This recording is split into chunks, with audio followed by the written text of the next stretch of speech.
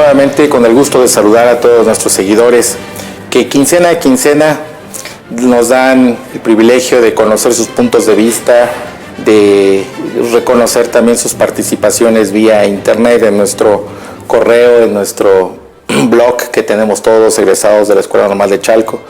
Para sus servidores, de mucho gusto volver a saludarles, agradecerles la confianza que nos otorgan y desde luego el agradecer también la gran oportunidad que tenemos el día de hoy para estar aquí en la casa de nuestro compañero Hermilo Fernández Arellano, a quien doy el gusto, por favor, saludarle. ¿Cómo está usted, Moy? Gusto saludarte, Hermilo. Y pues, a nombre del Comité de Docentes Egresados, agradecer todas las oportunidades que nos das para aceptar esta entrevista tan valiosa, particularmente de un tópico que yo estoy seguro que a nuestros compañeros egresados, a nuestros amigos que nos siguen, a nuestros queridos, nuestras queridas familias, les va a ser de muchísimo gusto el escucharte, como en esos recuerdos, en esas enseñanzas que nos vas a otorgar. Seguramente que se va a incrementar el gusto por nuestro programa Por la Puerta. Particularmente el día de hoy vamos a tocar un punto muy controversial y que va a detonar, yo estoy seguro, la inquietud de muchos compañeros, de muchos de nuestros amigos y desde luego de nuestros familiares. Y me refiero al tópico del concepto o los conceptos y el tiempo o los tiempos. Particularmente centrarnos allá en 1962, 1964, en donde Hermilo Fernández Arellano precisamente es estudiante de nuestra Escuela Normal de Chalco y por supuesto después de muchísimos años de trabajo, de mucha experiencia, es un privilegio enorme el que hoy podamos platicar con él. Pero bueno, pues entremos en materia por la puerta, Hermilo, y pedirte por favor que nos digas para todos quienes nos siguen, ¿quién es Hermilo Fernández Arellano, por favor? Bueno, Hermilo Fernández Arellano es mi nombre. Originario de Xochimilco, Distrito Federal, de un barrio céntrico de la ciudad que se llama Santa Cruzita. En ese barrio vi la luz, estuve pues con mis padres bajo una crianza que en lo particular me encantó, porque pude disfrutar de un terreno amplio, de muchos árboles frutales. A mi padre le encantaba tener pájaros y en la casa había como unos 50, más o menos. Lo que no me gustaba era limpiarlos. Pero ahí tuve la oportunidad de fundamentar muchos principios que hoy en la actualidad quizás sean obsoletos para los jóvenes, puesto que anteriormente practicábamos las situaciones morales. Hoy, la mayor parte de las veces, se dice que hay que estudiarlas, ¿no? Entonces, cuando uno practica esas cosas, es hermoso. Mis primeros estudios los hice en una escuela que se llama Ignacio Ramírez, en donde había un espacio que separaba a los niños de las niñas. Entonces nosotros fuimos a una escuela en donde estudiamos varones, las niñas estaban a un lado. La secundaria, por razones de mi hermano que era maestro, la estudié en 3 secundarias. Al principio él estaba trabajando en una escuela particular que se llamó Independencia, en donde me tocó convivir con gente, sinceramente, de mucho dinero, y me sentía mal porque pues yo era el hermano del maestro de matemáticas, pero hasta ahí. ¿En dónde? ¿En qué lugar precisamente? En Huipulco, del Distrito Federal. Eso es. De tal manera que pues sí, el primer año lo hice con un tanto cuanto de inseguridad. El segundo año lo hice ya en otra escuela, pero esta de un pueblito que se llama San Gregorio Atlapulco. Eso es, y se me hace más cerca. La escuela secundaria 31, en donde mi hermano fue a trabajar también, y ahí hice el segundo grado. Posteriormente se abrió la escuela secundaria de Xochimilco, la número 36, y ahí terminé mi secundaria. Posteriormente, y en esos años, para muchos estudios superiores no se requería la preparatoria más que para entrar a la universidad. Sí, recuerdo, me lo han comentado otros de tus compañeros. Sí. Eso es, entonces, mi padre muere y mi hermano, en una actitud de exigencia, pues dice que ya trabaje mi hermanito. Me sentí muy mal. A lo mejor es penoso decirlo, pero fue por superarme.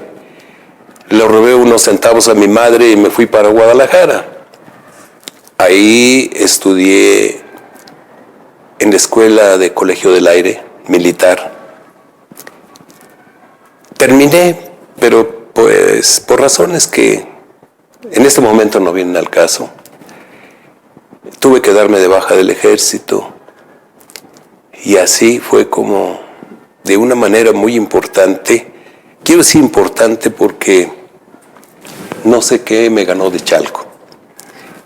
Hice examen en la Escuela Nacional de Maestros y en lo que fue la escuela oral. Pero me dijeron, en Chalco hay una normal, se acaba de abrir. Vine a Chalco y les dije, es que no traigo papeles. ¿Cómo te llamas? Pues me llamo Hermilo Fernández Arellano. Ya estás inscrito, nos traes tus papeles para tal fecha. Perfecto. Así fue como vine a dar a Chalco. Así es como es Hermilo en su formación. Y pues más adelantito, de parte muy importante para mí, es que pude hacer una familia aquí en Chalco. Mi esposa es originaria de aquí de Chalco. Mi familia ha sido un apoyo moral indescriptible. Yo siento que hoy en la actualidad hay mucha gente que no le interesa la familia, pero es tan importante que creo que el espacio vital de un ser humano, o de un hombre, o de una mujer, es la familia. Así que, pues es Hermilo el que ha venido a Chalco a hacer toda una vida.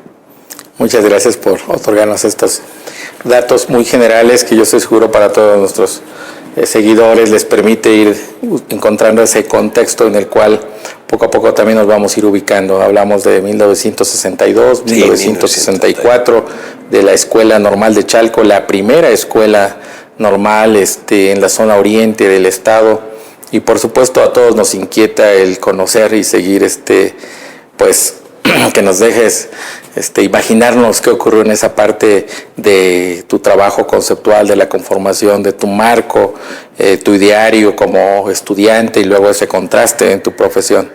Pero bueno, particularmente pues quisiéramos que nos guiaras en torno a, si bien es algo muy complejo, la teoría psicológica, la teoría pedagógica es muy grande, pero bueno, vamos a tratar de reducirlo lo más que podamos a eso que te tocó estudiar y que pudiéramos diferenciarlo entre esa parte pedagógica y la parte psicológica. ¿Qué nos podrías decir? La currícula de la escuela normal, como es una formadora de docentes, estaba diseñada fundamentalmente para que nosotros adquiríamos conocimientos. Y realmente tuvimos la posibilidad de tener conocimientos quizás no muy profundos, pero que nos obligaban a investigar sobre la psicología y la pedagogía. No obstante que la información y los medios que teníamos en ese momento aquí en Chalco, y quizás nuestros profesores tenían cierta dificultad para profundizar mucho sobre la cuestión psicológica y la cuestión pedagógica. Pero tenemos sustentos bastante fuertes que nos permitieron ir adelante en cuanto a la tarea que nos tocaba desempeñar. Es así como nosotros nos enteramos de Juan Amos Comenio, de Wolfgang Reich, que fueron los primeros que modificaron la situación educativa en sus leyes, en sus fundamentos, en la parte fundamental que es la de conocer al educando. Ellos fueron denominados en sí, en su momento, empiristas o empíricos. De tal manera que ellos estuvieron con fundamentos de otras personas. Puedo decir que rechazaron una situación teórica que no tenía en ningún caso establecer como los pensamientos de algunos filósofos griegos. No obstante, se fundamentaron ellos en el humanismo. Ese humanismo que se ha venido manejando pues en varias etapas de la historia del ser humano. Sí, sí. Por eso ellos voltearon los ojos a ese humanismo para que se establecieran los primeros principios de la naturaleza de los alumnos. Entonces, ahí nos dan pauta para que podamos nosotros iniciarnos en una parte psicológica que no se había visto, porque eso no tiene que ver con otras cosas más que con el desarrollo del ser humano. Entonces, de manera muy espontánea, ellos pensaron en su empirismo, en establecer las bases fundamentales para poder tener un estudio del ser humano.